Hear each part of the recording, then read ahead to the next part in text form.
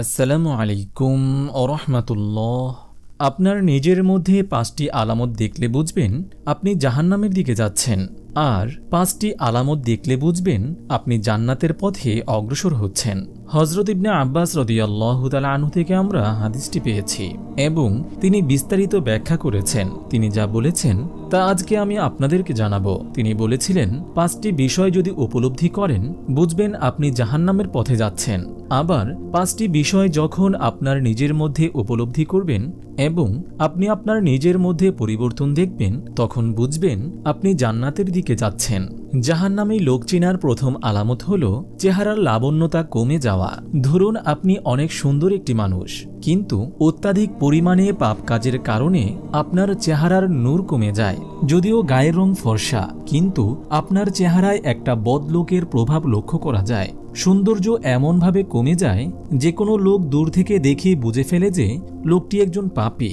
আবার দেখবেন অনেক ব্যক্তি আছে গায়ের রং কুচকুচে, অথচ নেক আমলের কারণে ৫ ওয়াক্ত সালাত এবং ওযুর কারণে, মানুষের সাথে সদাচরণ করার কারণে, সত্যবাদিতার কারণে সে ব্যক্তির চেহারায় এমন একটি নূর চমকায় যে কারণে কুচকুচে কালো রঙের চামড়ার উপরেও তার নুরানি হাসি মানুষকে মুগ্ধ করে।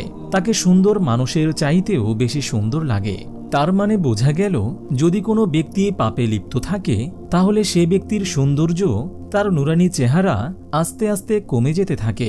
চেহারার লাবণ্যতা এবং সৌন্দর্য কমে যায়। তাই কখনো যদি কোনো কাজ করার পর আপনি বুঝতে না পারেন যে আপনি গুনাহ করছেন নাকি আপনি নেক কাজ করছেন, তখন আপনি নিজের দিকে তাকান।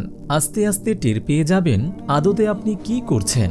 মানুষের অন্তর অধিকাংশ সময়ই বলে দেয় যে সে কি সঠিক পথে আছে নাকি ভুল পথে আছে। দ্বিতীয় আলামত হল অন্তর কালো হয়ে যাওয়া।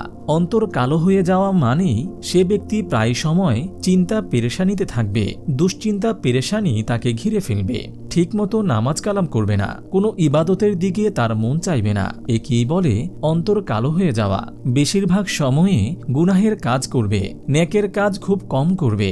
এটা হলো একজন খারাপ লোকের দ্বিতীয় নম্বর আলামত, অথবা বলতে পারেন এটা একজন নেককার লোকের খারাপ দিকে যাওয়ার একটি আলামত।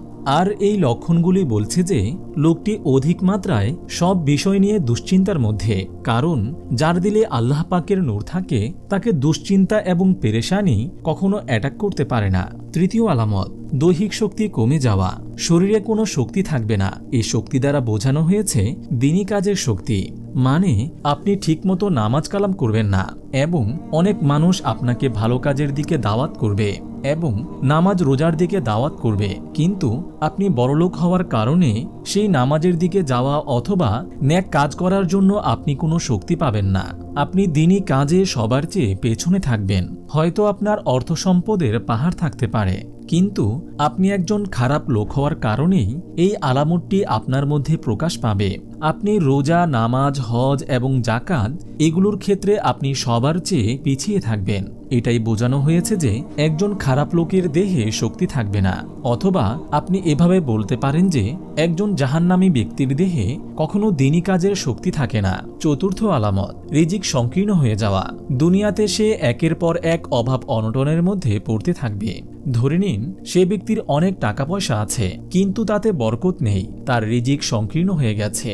কারণ ব্যাংকে এত কোটি টাকা থেকে লাভ কি? গ্যাস্ট্রিক সহ বিভিন্ন রোগের জন্য ডাক্তার নিষেধ করে দিয়েছে, পছন্দের মজাদার খাবারগুলো আর খেতে পারবেন না। সুতরাং অর্থ থাকলেই যে তার রিজিক হবে এমন ধারণা ভুল।